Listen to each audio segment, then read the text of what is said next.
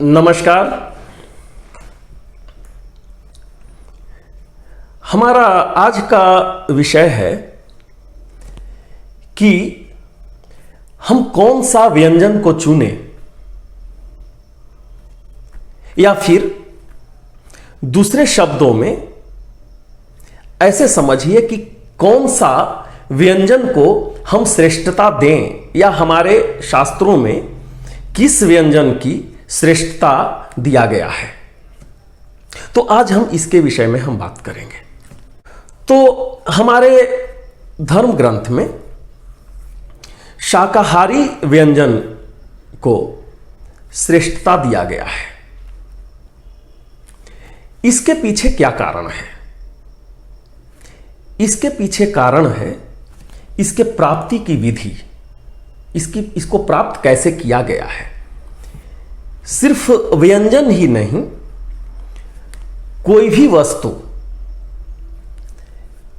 उसकी श्रेष्ठता इस बात पर निर्भर करता है कि वह वस्तु किस तरीके से प्राप्त किया गया है।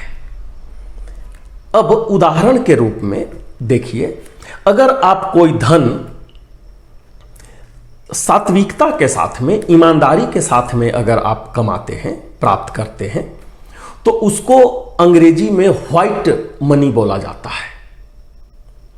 और अगर उसको आप सात्विकता के साथ नहीं और बेईमानी के साथ अगर आप कमाते हैं, तो वही मनी को, वही जो धन दौलत है, उसको ब्लैक मनी बोला जाता है।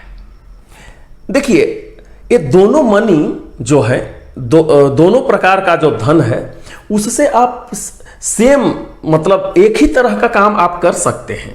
मतलब जो कार्य आप ब्लैक मनी से कर सकते हैं, वही कार्य आप व्हाइट मनी से भी कर सकते हैं। इसमें कोई अंतर नहीं है। इसका नाम बदल गया है क्योंकि इसको प्राप्ति का जो भाव है वह भिन्न है। उसी प्रकार से जो शाकाहारी व्यंजन जो प्राप्त करने का जो तरीका है, वह तरीका मांसाहारी व्यंजन प्राप्त करने के तरीके से बिल्कुल भिन्न है। इसी के वजह से शाकाहारी व्यंजन को श्रेष्ठता दिया गया है। अब देखिए, जब हम मांसाहारी व्यंजन की प्राप्ति करते हैं, तो उसमें ऐसा होता है कि उस जीव को हम मतलब मार देते हैं। फिर से वो जीव दोबारा मतलब जन्म नहीं ले सकता है। उसको मार करके उसको खत्म कर दिया जाता है मांसाहारी मतलब व्यंजन प्राप्त करने के लिए। परंतु जब आप शाकाहारी व्यंजन के बारे में देखिएगा, तो इसमें क्या होता है कि इसमें भी हम लोग वनस्पति को मारते हैं, लेकिन किस परिस्थिति में मारते हैं। चाहे तो वह जो वनस्पति है वह अपने अंतिम अवस्था में है, जैसे कि धान का हो गया, गेहूं का हो गया, जब वह करीब करीब सूखने के कगार पर होता है, उस समय उसको काट करके हम लोग उसका इस्तेमाल करते हैं। उसमें भी हमारा भाव देखिए कैसा रहता है।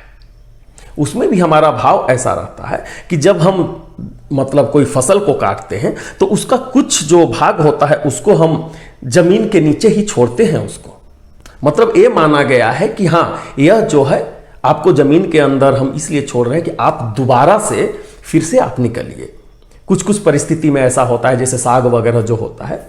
तो हमारा भाव यहां पे बदल गया है। आपको फल भी अगर हम लोग प्राप्त करने का कोशिश करते हैं, तो उसमें भी एक कतई नहीं होता है कि पूरा का पूरा जो मतलब वनस्पति है उसको हम खत्म कर दिए और इसके बाद उसको हम प्राप्ति किए। ठीक है, कुछ पदार्थ ऐसा है जो कि मतलब जीव जंतु से मिलता है, जैसे कि दूध हो गया। दूध के बाद दही वगैरह सब कुछ जो मिलता है हमको, तो दूध प्राप्ति में हमारा भाव ये नहीं रहता है कि हम उस जानवर को हम मार दें। देखिए, यहां पे भाव फिर बदल गया है आपको। चूंकि यहां पर भाव बदल गया है, वो भी मतलब जंतु से ही आ रहा है।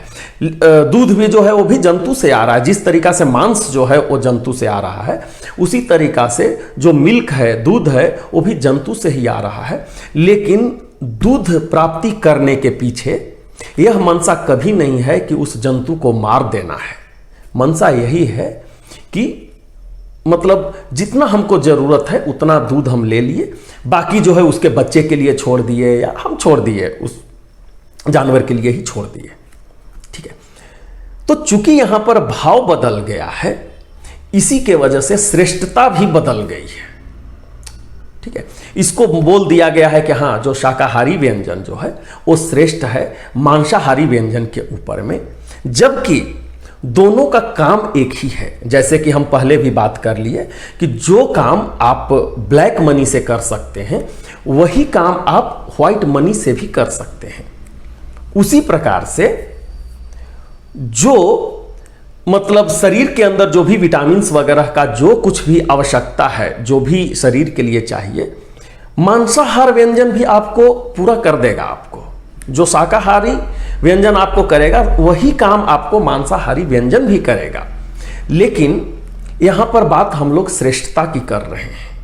ठीक है, अब दूसरा अगर उदाहरण लेते हैं तो बहुत सारे जीव जंतु हैं जो मनुष्य के ऊपर भी आश्रित हैं। वैसे हम सब एक दूसरे के पूरक हैं। ठीक है, मनुष्य जो है, जीव जंतु है, वनस्पति है, सब एक दूसरे के पूरक ही हैं।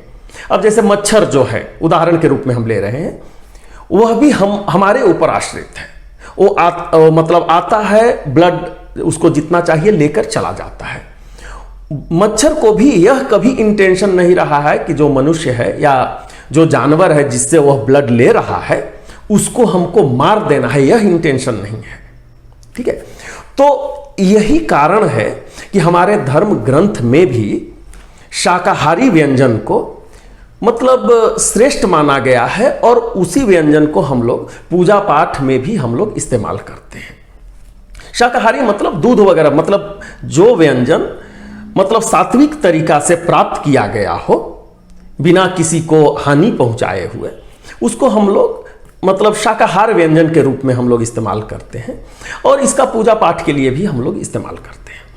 तो हम उम्मीद करते हैं कि यह मेरा विषय आपको पसंद आया होगा, और अगर आपके मन में किसी प्रकार का कुछ प्रश्न है तो आप हमारे कमेंट सेक्शन में जा कर के अपना प्रश्न लिखिए, हम उसका उत्तर देने का कोशिश करेंगे।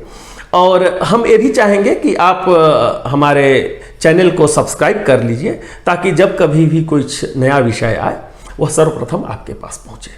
तो बहुत ही जल्द हम आपके समक्ष नए विषय के साथ उपस्थित होंगे। तब तक के लिए हम आपसे विदा लेते हैं।